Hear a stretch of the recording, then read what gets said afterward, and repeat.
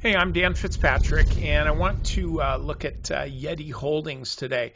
In our strategy session, which is the premium video for our members, I'm covering several volatility squeezes, stocks that are just starting to pop out.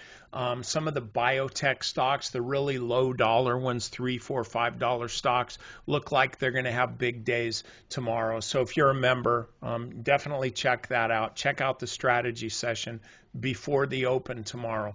But for everybody here, I want to point to Yeti here because this had a big pop today, and you can see it right away in the morning. It ran up, just paused for a little bit, not very much of a pullback at all. This is a 15-minute chart, so by straight up 10 o'clock, it was up, and then it just pulled back for like half an hour, and then it's off to the races again. So this is a stock that's under some pretty good buying pressure, and I suspect it's going to stay in the buy zone. So while it seems like, oh crap, it went up, almost 7% today, you can look at it that way, but the way I look at it is this. I would say $90 is the breakout point.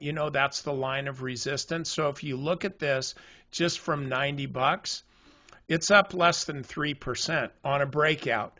And so when I look at things that way, this doesn't mean so much to me. It's the 3% that means something. So I would be okay buying this stock as long as you have a stop, in place, but to protect just in case the stock breaks back down.